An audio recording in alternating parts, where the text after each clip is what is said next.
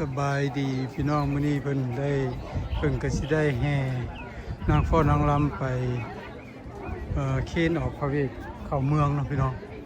เบิ่งพิธีเพิ่นเฮ็ดแนวใดเบิ่งนํกันเด้อพี่น้องเพิ่น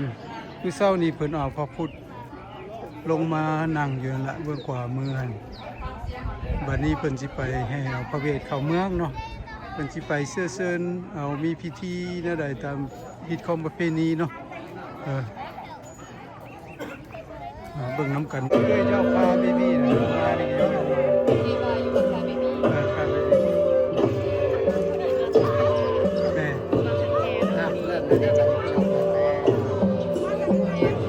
แม่คนพระเวทพี่น้องนางฟ้อนนางรำมันก็ออกมา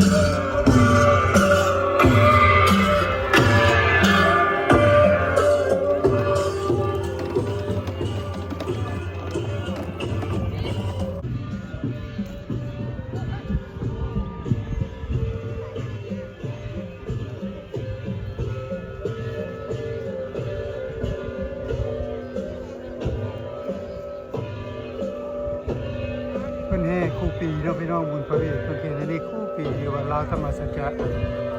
ภายในเดือน6นี่ละปีเดือน6วันที่20เนาะเพิ่นก็แห่ไปเชิญออกพระเวทเข้าเมืองเนาะแล้วเพิ่นแล้วพิธีแล้วเพิ่นก็แห่กลับพี่น้องได้เบิ่งได้ชมนํกันเนาะ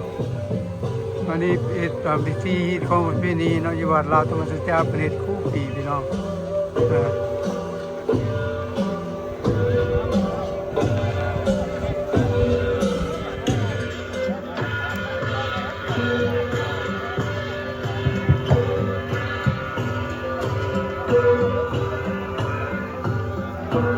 ที่เพิ่นก็แห่มาฮอดผามไซนี่แล้วเพิ่นก็เสร็จพิธีขึ้น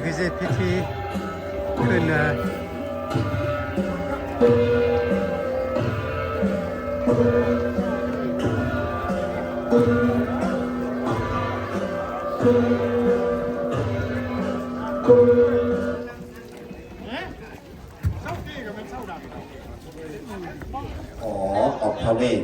สันดอนกับนางบัญชีได้เสด็จเข้าไปในเมืองเขาก็มาสมมติกันว่านี่คือป่าดงลึกเขาวงกฏที่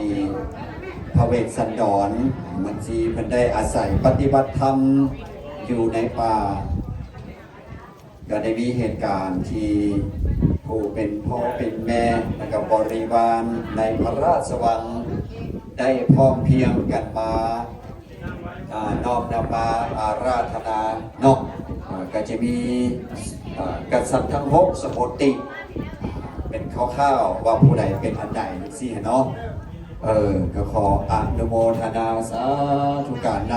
ำวันนี้มีพ่อแม่ครูบาอาจารย์ทั้งหมด8 องค์เนาะ9 องค์เนาะทั้งหมดที่ได้อาราธนานิมนต์มากันหลายวัดหลายเมืองเนาะได้มาสวยกันเฮ็ดบุญพระเวทสันดรบุญสาดกในทุกปีหนึ่งเท่าเดียวเนาะมื้อนี้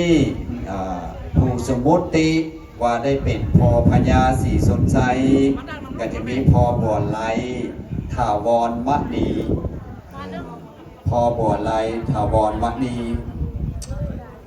ปะให้ปะสวนมาได้นี่เนาะวันนี้มาเอามางามกันมาเช่นเนาะมาเป็นกษัตริย์ก่อนสร้างแล้วบ่ได้เป็นสร้างนี่เนาะได้เป็นพอปัญญาศรีสนใจแล้วก็ขอโมทนาสาธุเด้อพอบ่ไล่ถาวรมณีสมมุติแม่เป็นบุษบีเนาะอันนี้ก็เป็นแม่แววสมัยถาวรมักนีแม่แววสมัยถาวรมักนีใช่เนาะสาธุ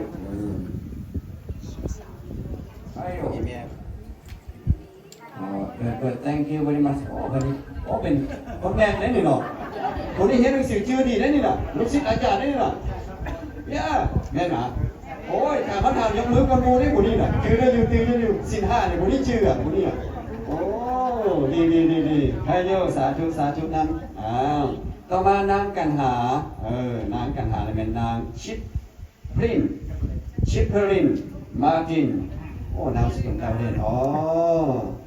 เป็นนางนางงามเป็นขอโมทนาสาธุเป็นเด่นพอออกสู้ซบในแม่นโอ้พอเจริญพันธวงศาก็แป้งเย็นที่ว่าก็แป้งโอ้พี่นี่เท่าก็พี่ไก่เนาะโอ้พี่ไก่ด้วยใจไม่ขันนี่เลยโอ้ยเนาะแล้วก็ต่อมานางอมิตตาแม่สีหาวงแม่สีดาสีหาวง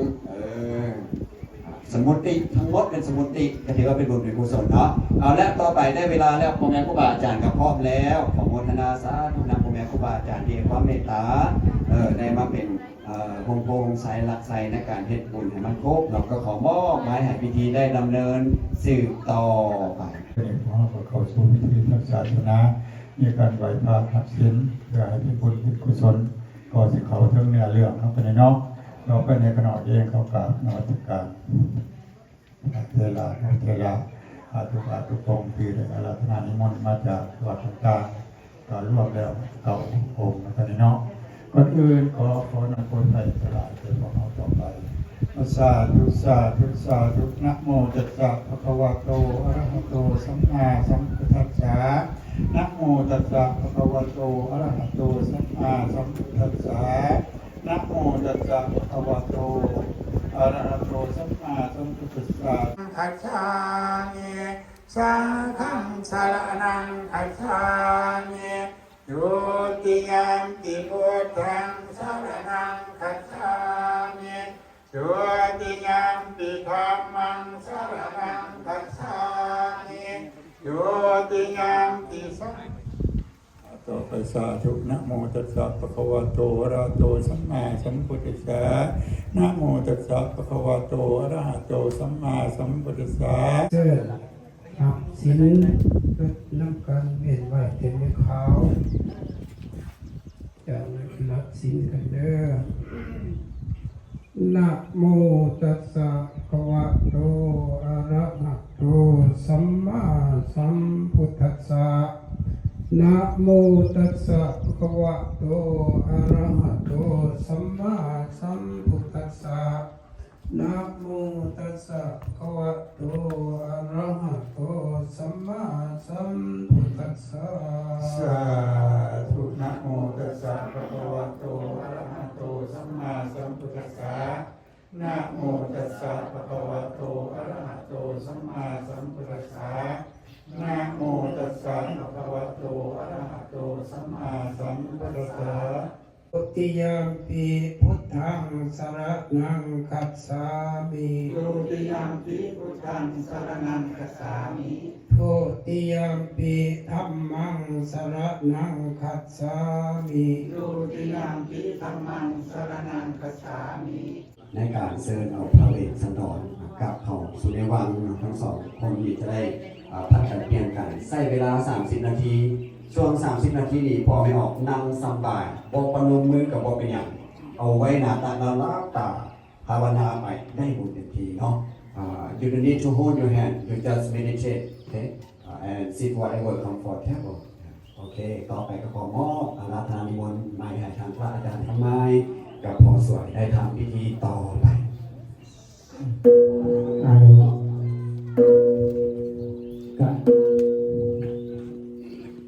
ก่อนอื่นขอโยมพระอาจารย์บนคำแล้วก็พวกอาจารย์ คณะสงฆ์ทุกอาตุกงค์นะคณะสงฆ์ทุกอาตุกงค์ขอเจริญสุขเจริญพรมายังพ่อแม่ญาติโยมอีกเทื่อหนึ่งเนาะปีนี้เป็นปีที่เฮาได้เฮ็ดบุญพระเวทเป็นประเพณีอันดีงามเพื่อสืบสานตำนานประเพณีของชาวลาวให้อยู่ยืนยงไปได้ก็อาศัยศรัทธาพ่อแม่ญาติโยมทุกท่านทุกคนแล้วก็สำหรับอาจารย์มาจากสันตโรซาถึงที่ไกลไปได้ก็ได้มาหาพระอาจารย์บุญสูงที่ได้นิมนต์พระอาจารย์มาก็ขอบใจพระอาจารย์ใหญ่บุญสูงเราแล้วก็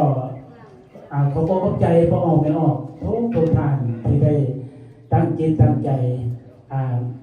มาเสื้อประเวทระหว่างในบุญประเวท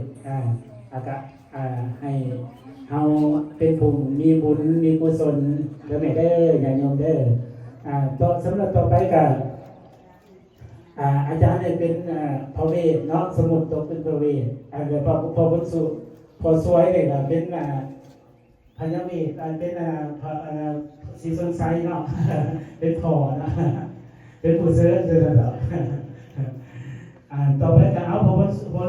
สวยแล้วก่อนเนาะวันนี้เนาะเอาว่าผู้ขาผิดพลาดกันใดโปรดอภัยกันหน่อยเด้อพ่อแม่ครูบาอาจารย์พร้อมด้วยเฒ่าแก่อาวุโสและญาติพี่น้องหรือว่าพี่น้องทางมุทิศนุกันดี นะโมตัสสะภะคะวะโตอะระหะโตสัมมาสัมพุทธัสสะนะโมตัสสะภะคะวะโตอะระหะโตสัมมาสัมพุทธัสสะนะโมตัสสะภะคะวะโตอะระหะโตสัมมาสัมพุทธัสสะบัดนี้กาแจ๊กไรกล่าวตำนานเรื่องนิทานวิสันดรกูนครกันตนสมมติตนกองกาสีสงสัยเป็นเสือทรงเศร้าอิราต่างสินลานผ่านนาครเดี๋ยวนี้ได้ตกเกตหอนและดูเด่นคิมหันจันแรมหาแสงสองวโรที่เก่า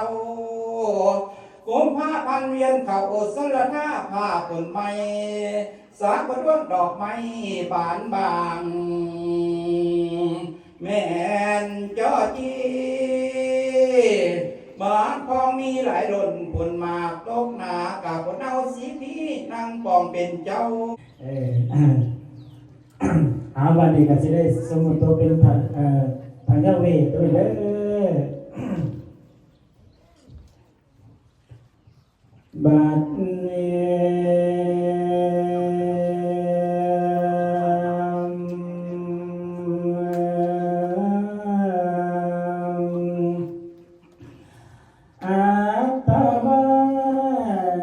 ได้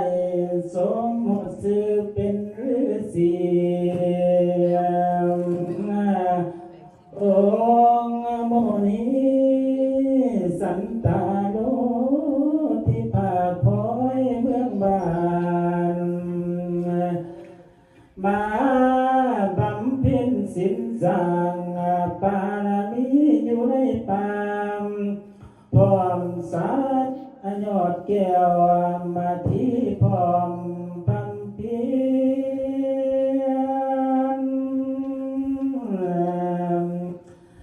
น้ำว่าเจ็ดเดือนใดเป็นสีจนเหลืองลางทั้งส้มแสงหวานมาเดือไฟเพิ่งหน่อยสากุณาเดียวเขากันห้องทรงสาบซอกสมเซลเรียนกินแมงไม่มวนกระใจอยู่ในไฟนกเขาตัว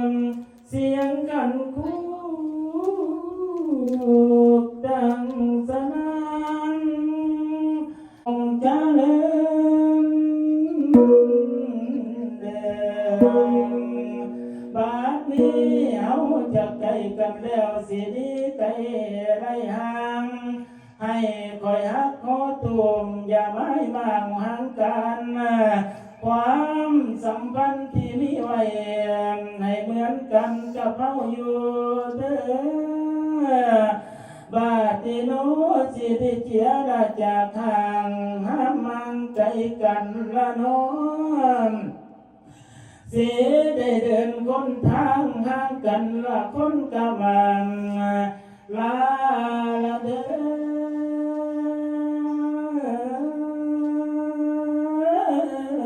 ออุตกังนามจะพังหลวงกวงใหญ่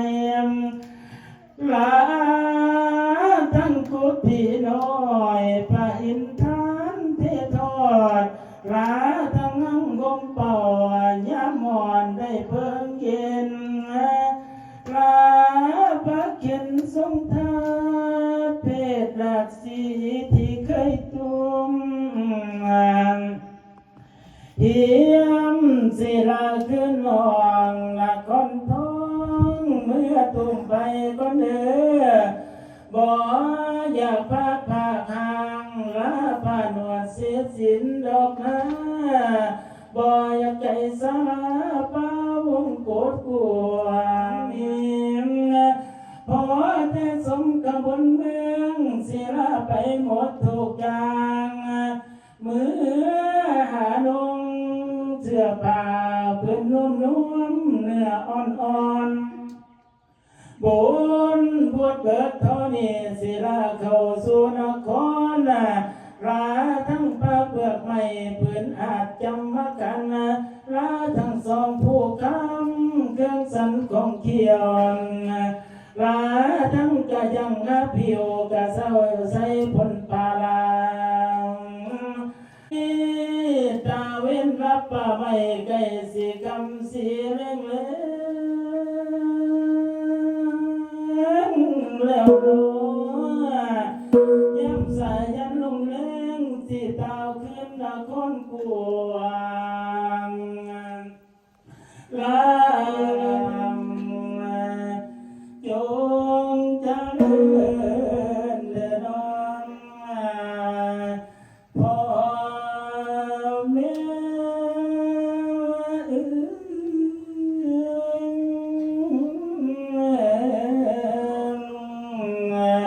โอ้ย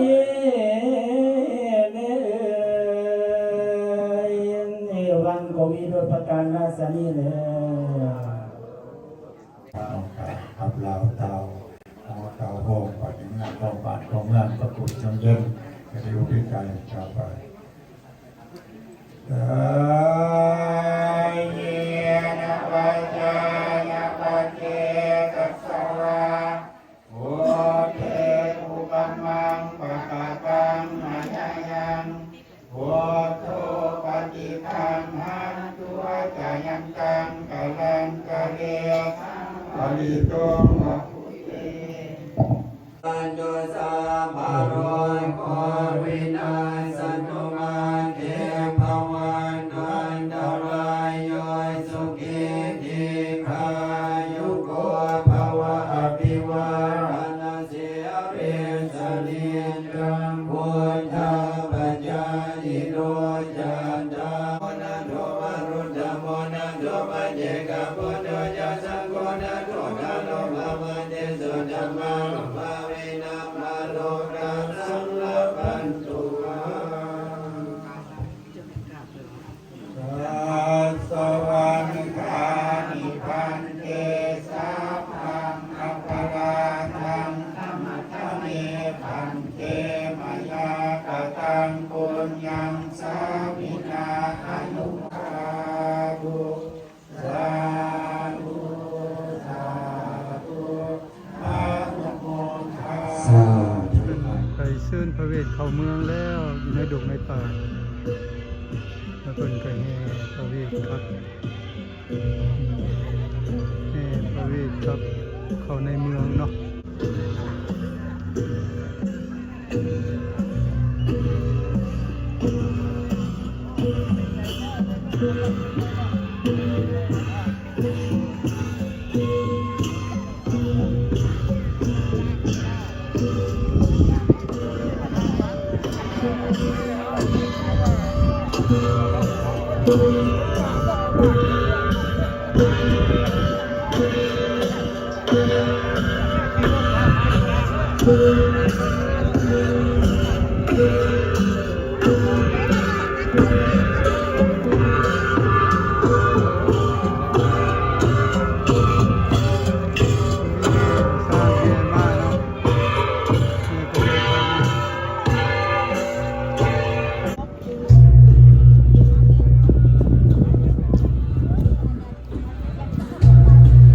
หลังจากเป็นแห่ประเวทเข้ามาแล้วบนกับสิมีพิธีสู่ขวัญเนาะมัดแขนเอาประเวทตามมีของประเพณี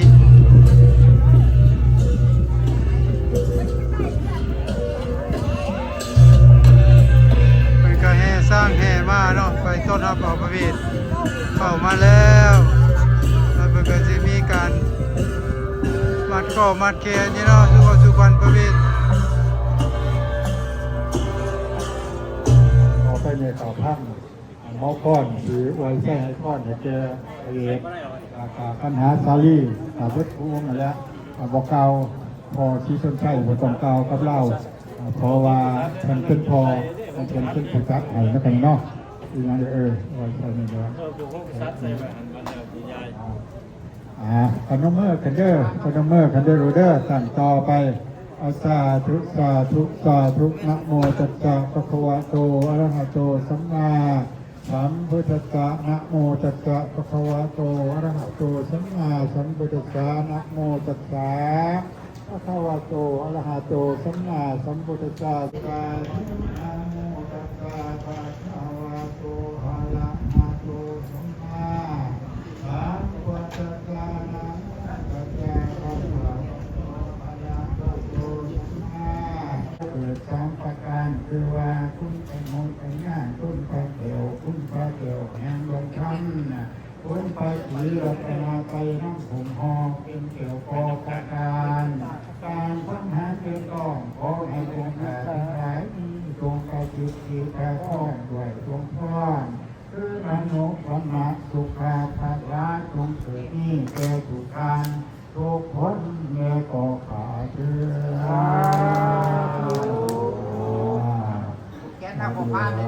สนุกความนะสิทธิกริยังตถาคตสิทธิเจโสสยโนนิจังสิทธิลาโพนิลักกลังสัพพะสิทธิภวันตุเมสัพพะสิทธิภวันตุเตขอหน่อนมัสการข้าพ่อไหลพระผู้บานศรีอริยังเก่าจนเป็นเหงาเสคนเดือดเทวดาพงขาทั้งหลายด้วยความเที่ยงแย่งหนาคันในสุดท้ายที่นี่พอดีเป็นข้อสงการทั้งหลายนี่เป็นกันพ้นจบลิ้นนำออกบ่เป็นข้อการทั้งหลายนี่เป็นทั้งขาตั้งต่อสุดทั้งกาเป็นทั้งนั่งกีฬาอยู่ขาสีผ้าเพื่อผ้าสีเย็นเสื้อสีเย็นอาจจะกินก๊กใหม่ทุกและคิดการหกให้ลูกหุ่นลูกเนี่ยเอาสองเราชิโดสุขาตุสังฆาซาดิปีอีสวัสดิ์สุสังเยอานุก็เทยาโบเงินแสน2 แสน3 แสน4 5 6 7 แสนมาเกิดกระบาดโบเงินหล่อนมาเกิดร้องกันใดจะเดินงานจะเดินทั้งใจเพราะแต่ทีนั่นหอเจ็บที่เก่ากินอยู่ทั้งอากาศงานจะเดินทั้งใจขอให้เจ้าพี่รถกินรถยิ่งเงินทำงานคิดเขาพลาดงานจะรับจะนอนแค่นี้จะทุกเย็นเลิกจะได้บ้านจะทุกสำราญเงินงานตัวเถ่ากาตัวเถ่านี่ละพานจนสถานอันนี้เกิดด้วยเดชพระรัตนตรัยสัพพะพุทธานุภาเวนะสัพพะธรรมานุภาเวนะสัพพะสังฆานุภาเวนะสัทธาสิทธิภวันตุ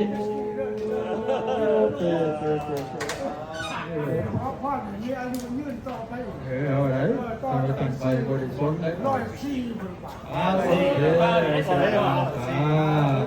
ดูสองคนต่างก็ยังเดิน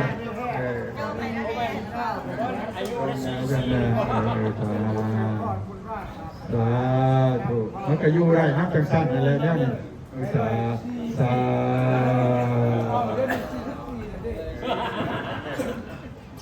ใส่เว้ยมาเกี่ยใส่แล้วมาไอ้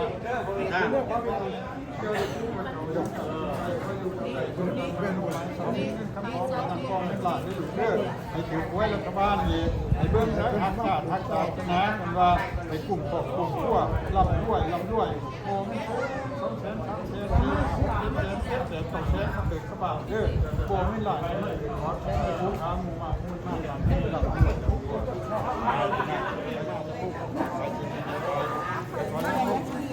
หาหลักเพื่อเขาจะคนลงมานี่กระทำไอ้คนที่นั่นนี่กระทำอย่างกระทำคนนี้ยิงตำรวจลงมา ว่าผมว่าอยากจะเป็นไงในลูกตาคนเขามาผมกันพอเขานองคนว่าจะใช้ปัญญาเรานี่นี่ได้เป็นอีกในเงินคนบ่อยากคนอื่นอยากทางเจ้าของไม่คนตั้งหลักรวยขอเชิญอยู่ใกล้ของที่ไหนเป็นเหตุให้อยู่ที่ต้องรบต้องใจกันเด้อ ผูกแซมปล่อยว่ายาวมันหลายคนหลายป่ะ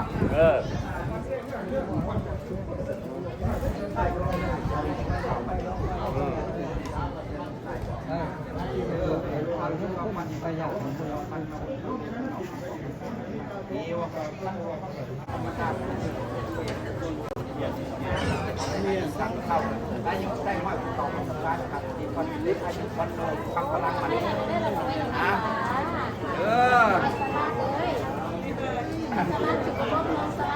แล้วคนเดียวไปไม่ได้มาหาผมเมื่อหน้าเขาเห็นเพิ่นได้เพิ่นไม่ได้มาพักวะ